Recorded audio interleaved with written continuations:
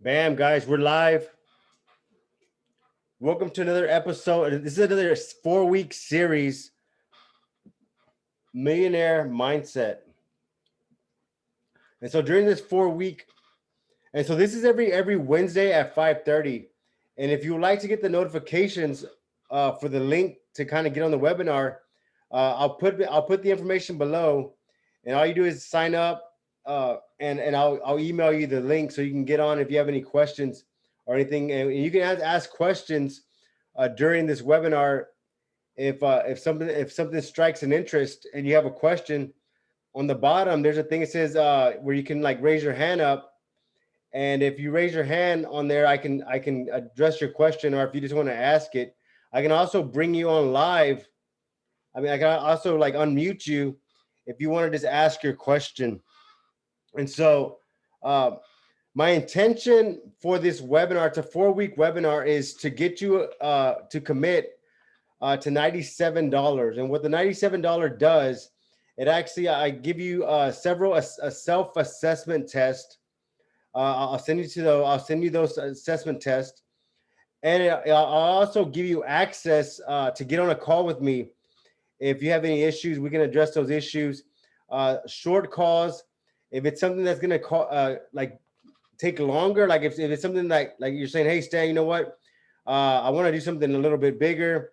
I don't have a couple of questions. I have some serious issues I want to work through. We can get on a longer call. That's going to be more of like a coaching call or something like that. We might have to break it into 2 sessions, an hour long, maybe 2 1 hour long sessions, to really go deep into what you're trying to accomplish with your goal and your vision, and how to bring some clarity to it. And so that's the purpose of this webinar. Um, I've had the opportunity to work with some of the best business coaches, mentors, consultants, I would say on the planet, on the planet. Um, and some of these people, like, you might not have heard some of these names, but they've made a huge impact in my life, and they've shared with me some powerful business stuff that I'm able to share with you as well. And so some of those people are Michael Coffey, Kay Wakeman, T. Bowman, Tim Story, Brian Tracy, Super Coach Michael Burt. I've had the opportunity of interviewing Elena Cardone, Sofia Castro, Rafael Vargas, Robert Sislo. All these people have made a huge impact in the business community and entrepreneurs. And I've had the opportunity to work beside them, get their knowledge, absorb their knowledge, and I've actually applied a lot of the things that I've learned. So I'm not one of those guys that book help kind of a guy. They call it a shelf help. A shelf help is someone that reads a lot of books and they never apply what they learned in the books. That's this shelf help books. I'm actually an action taker.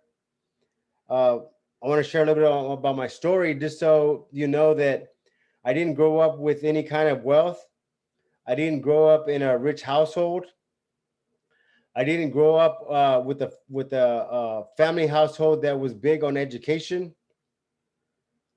I actually grew up in a pretty broken household, and I thought it was normal. Going back to when I was like 3 or 4 years old, my dad took his life, and shortly after that, me and my mom and my sister moved to a bigger city. We moved to a bigger city, and my mom went straight to work. My sister was already in high school.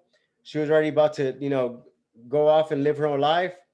Basically, my mom worked, 7 days a week. She worked all the time. And so I pretty much had to figure it out and raise myself. My mom, you know, I give her a lot of credit because she was a hard worker. She worked her ass off. She committed to providing a house for us, and she did it. All she knew was how to work. That's all she knew. And so because of that, I was exposed to a lot of bad influence. And so at a very young age, I got involved with drugs. I got involved with hanging around with the wrong people. I got in a lot of trouble. At a very young age, I was labeled, a problem child. That I had a learning disability. That I was probably never gonna accomplish anything great. Uh, in ninth grade, I had twin boys. Ninth grade, I had twin boys. I was 16 years old. I committed to try to go to school and try to do the best I could. My label of a problem child, he can't comprehend, stuck with me, and I thought that was what I was. I thought that's who I was as a person. I dropped out in my second year of ninth grade. I failed my first year. I dropped out. I worked a bunch of different jobs. I didn't know what I was going to do. I didn't know how I was going to do it. I just was told to find a job. I got a job at an auto dealership, a Cadillac dealership, and was there for about a year, 2 years. And I just my old habits caught up to me. I was always late. I was always getting in trouble. I was always making jokes. And so my boss called me in the office. His name was Phil. He says, "Hey, Stan, we're probably gonna have to let you go because you're always late. You're setting a bad example for the guys. We don't allow that." And I said, "Can you give me another couple of weeks? Let me prove myself and let me see if I can do better." And it was hard for me to transition to get on track and everything. But during that small window, I stumbled across the body shop at the dealership. It was a dealership, and I went by the body shop to see what those guys were up to. And I just so happened to ask if they were hiring. And so they said, "Yeah, man, we're hiring for a porter." I said, "Man, do you think they'll hire me?" He's like, "Man, you got to go talk to the boss, see what he says." I went to talk to the boss. He said, "Do you know how to color, sand, and buff? Do you know how to prep cars?" And I said, "I've done it a couple of times. I can probably do it again." I never done it in my life, but I needed a job. He gave me an opportunity, and that job fit like a glove. Like I love the people there. Everybody was cool with me. It was a body shop. It was like a small family.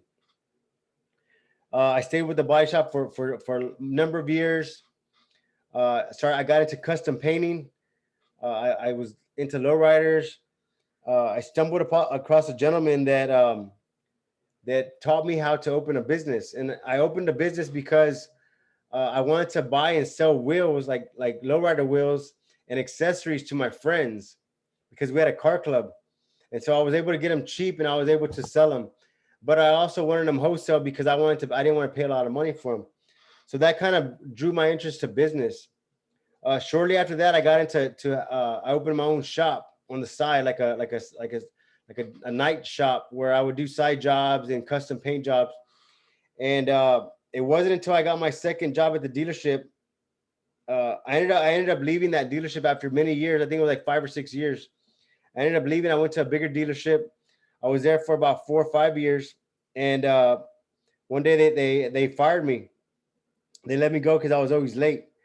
And that moment, I made a decision to go full force with owning a shop. I had no business experience. I had no leadership skills. Uh, I didn't even know how to read. But I always thought that, if I can work hard, I can always do something great. Well, working hard will only get you so far. It wasn't until I picked up a book about business.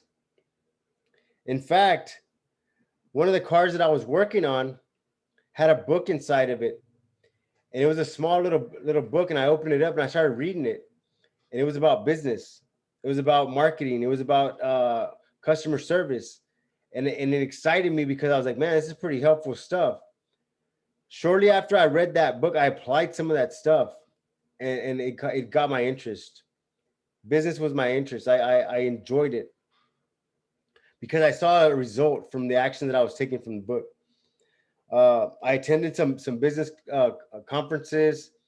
I started digging more and more and more. Today, We own a 8,000 square foot repair shop. We have multiple investment properties. We have multiple other businesses that create cash flow, uh, you know, other sources of income. We have other streams of income, if you want to say, that I have been able to create over the years. And it wasn't all by myself. It was my wife, my kids.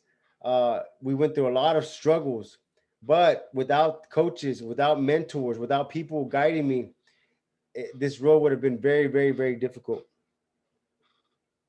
So in this webinar, I'm going to share a lot of those things in this 4-week webinar. Like I said, my true intention is to get you to commit. And what I mean by committing is I want you to commit to say, you know what, Stan, I want to pay the $97, but I want to learn more from you. I want to have that one-on-one experience. I want you to send me more information to make this process go faster. I want to know, I want to go deeper with this, you know. And so the first thing we're going to have to discuss here is mindfulness. Mindfulness is going to be very, very important because we operate on habits. So everything we do, even though we want to do something intentionally, like it always falls back on our habits, on our programmed habits. And so we have to become aware of what we're doing and why we're doing it. Because look, the results, if you repeat the same actions, you're going to get the same results. So if you're not happy where you're at right now, and if you don't change your habits, if you don't develop new habits, if you don't reprogram your mind, you're just going to get the same results. So the first step that we're going to do is we're going to decide we're going to make a personal decision to say, you know what, I want to get clarity on who I am as a person. I want to get clarity on how I operate. I want to know what are my bad habits and what are some habits that I would like to acquire, and how am I going to go about doing those habits. So the first thing we're going to talk about is mindfulness. And mindfulness is very, very powerful because if you're not in control of your mind, if you're not in control of your actions, if you're not in control of your environment, your outside environment is going to control it for you. That means that the people you're around with are going to control your environment. They're going to control your habits, and they're going to control your results because you're not being mindful of what's actually going on around you. And so a couple of things that we can do to be mindful is every morning when you get up, take some time and really think about your day. Think about what you want to accomplish for the day. And really just take some time and do that, because most cases what happens is, like, we'll get up and we'll just like get dressed real quick, we'll head to work, we get to work, we start working, and we have this mindset of like, oh well, I'm just living for the day, right? And what happens is things come up and you're just reacting to what happens. Like, you're reacting to what comes in front of you. And so you want to change the mindset, to be more proactive. And what more proactive is in the morning or even at night. If you can do this at night, it's going to be even better. Is make a list of everything that you want to accomplish for the next day. Even if it's the smallest things, make a list and work to be proactive to accomplish those things. For example, if you say, you know what, I want to get up early. I want to make sure that I get a pack a good lunch. I want to make sure that I have enough water for the day. I want to make sure that I reach out to my loved ones. I want to make sure that I take some time just for myself. I want to make sure that I have a clean work environment. I want to make sure that I organize my desk. I want to make sure that I call this person to check on this project. I want to make sure that I pay this bill. I want to make sure that I do this.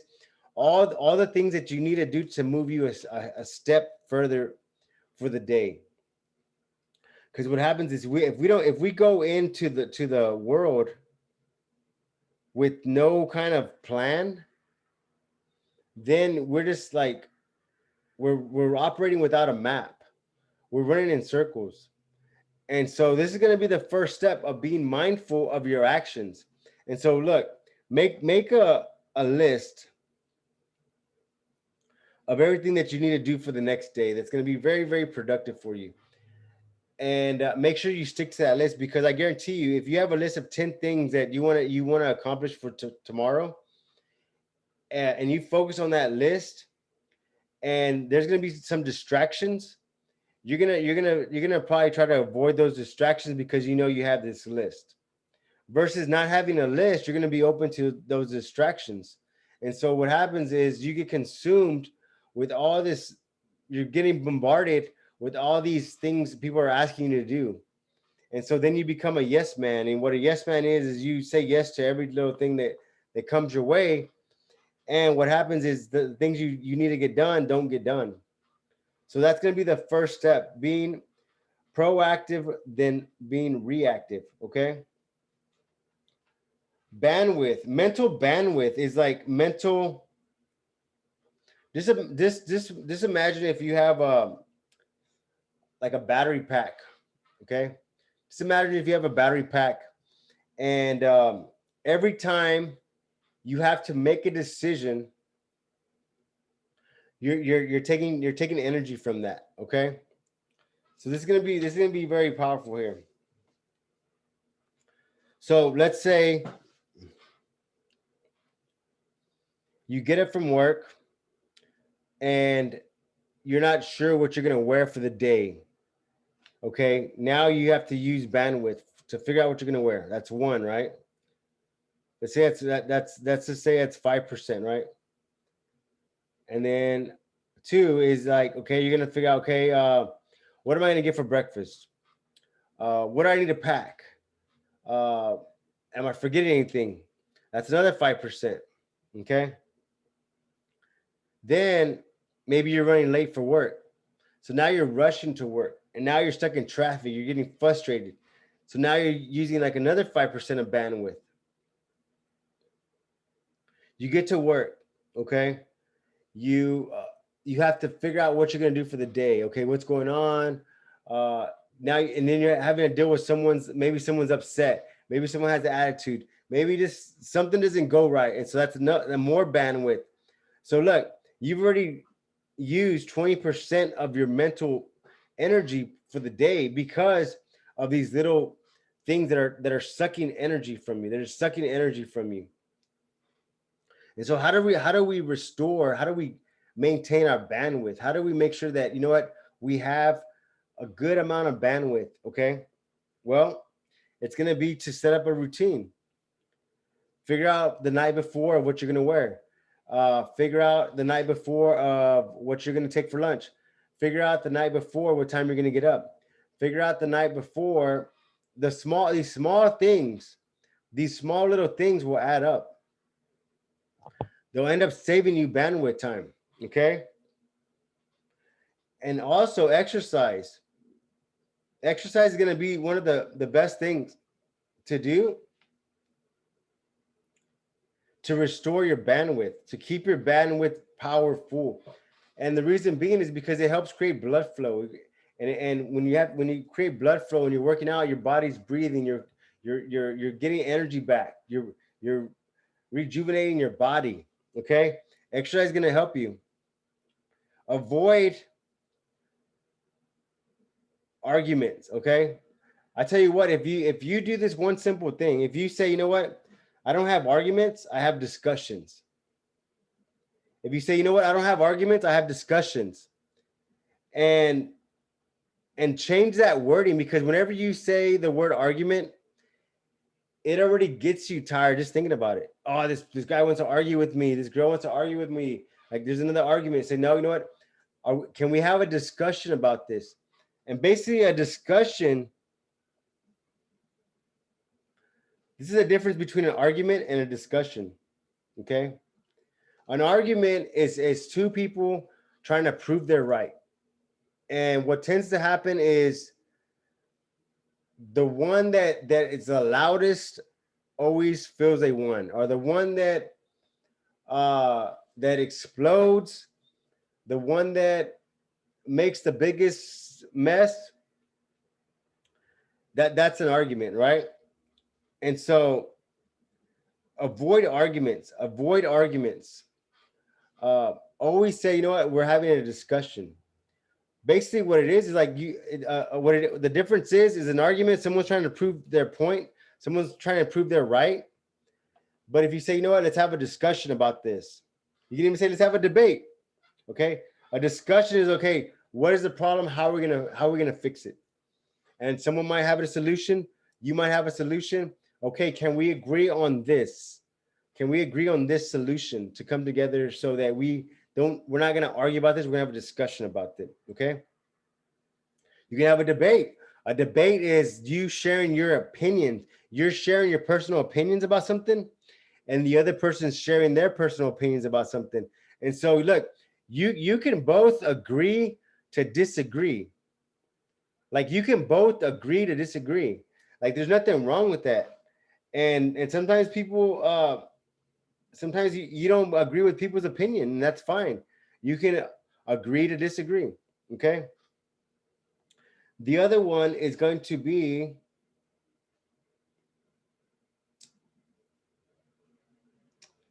no, mine went blank right now.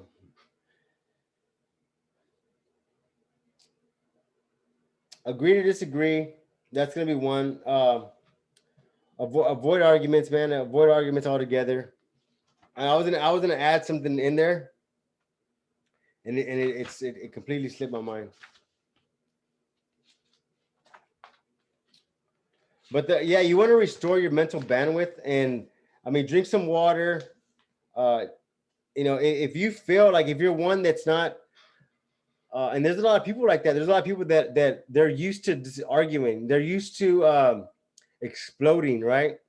An exploder is someone that whenever you disagree or you question uh, what they're saying, or you might be like probing, like you might be just trying to find out more information, they automatically get defensive. And so what tends to happen is they'll explode, and they almost like throw a fit, like a kid falling on the floor. You have to be aware of this, what's happening. And so it's kind of normal for a lot of people to explode and kind of get out of character. A lot of times you have to take a step back. And if you pull yourself back from the situation and just take some time and breathe, and maybe say, you know what, I need some time alone. Just give me some time to kind of reprocess things back. And the reason why this happens is because, look, let me see if I can share my whiteboard here.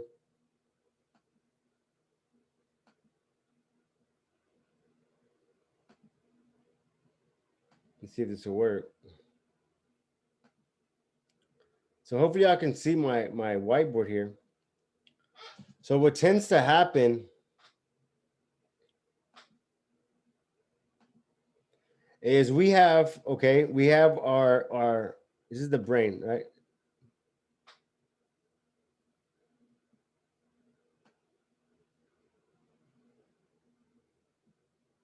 Okay, in the brain, we have a front part here, and we have a back part here.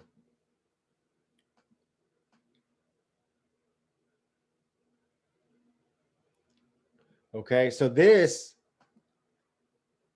is referred to as your conscious mind, right? Your conscious. So,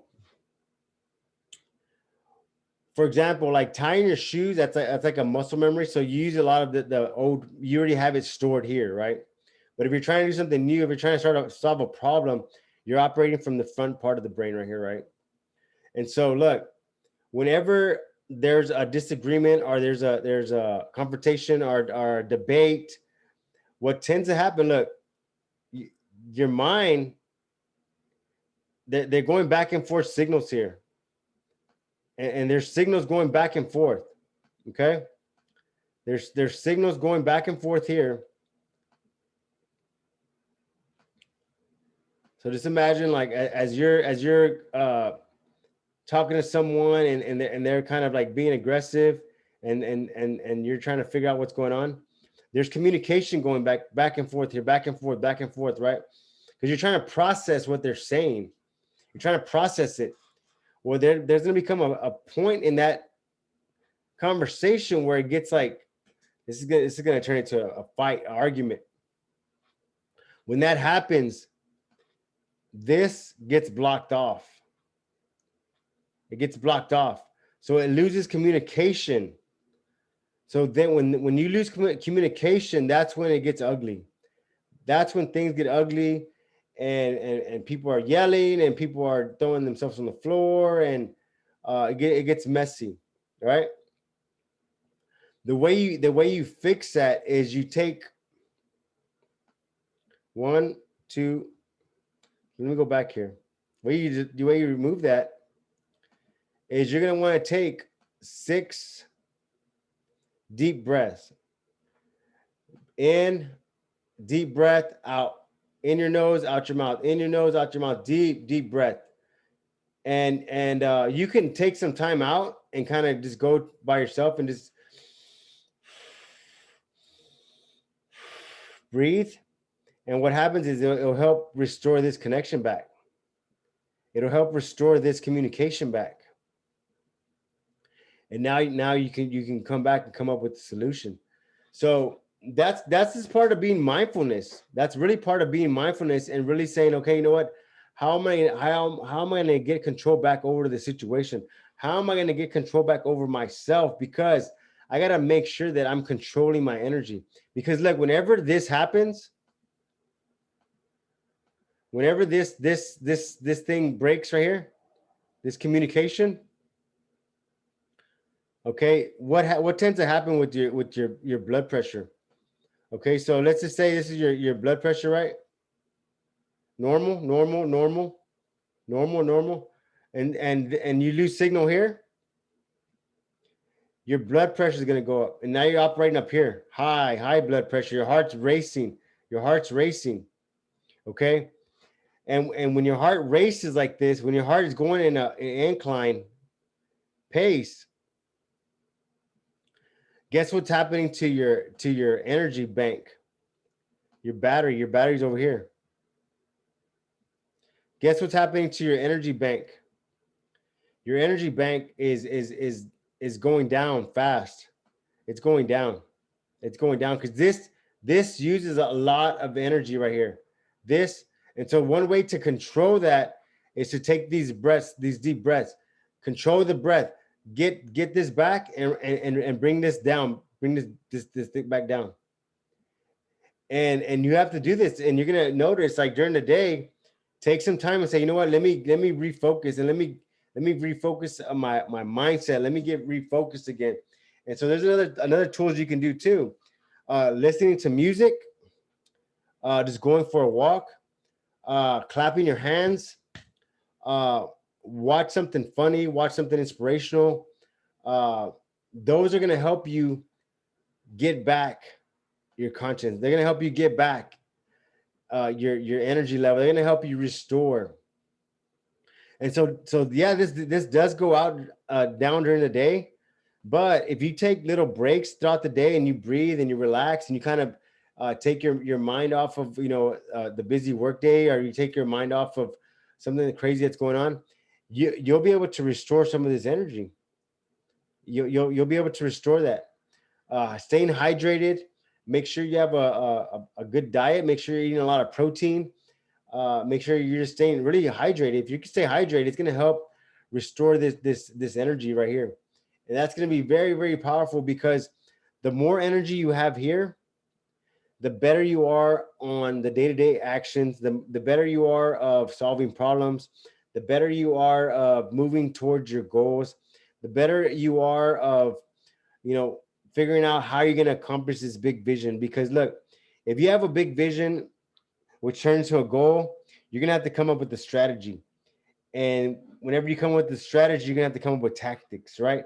So that all takes mental energy to do. You can't just say, this is what I want to do, and it just happened. You have to come up with the goal. Okay, this is my goal. This is my strategy, and these are the tactics. And so that takes mental energy, mental power. So you got to make sure you're keeping this thing fully charged, man. I don't know if you can keep it fully charged throughout the day, but you want to keep it at a good level. So you're not exhausted. But anyway, guys, I want to thank y'all for taking the time to watch this. Like I said, if y'all want to get signed up for the 4 week, the 4 week is free. I'm doing the 4 week. I do it every Wednesday at 5:30. Next 4 weeks we have a different series, different concept, and we'll go deeper and deeper on this stuff. If you feel, hey Stan, you know what, I want to connect on a deeper level. I want to know more about this. I want you to send me the assessment test. I want you to I want to pre-order the maps binder. The maps binder is going to have a bunch of tools, strategies in there, workbooks. It's almost like a journal, so you can document your progress. You can see what areas you've improved in. It's a very, very, very powerful formula that we use. But once again, guys, I appreciate y'all's time for watching. Till next time.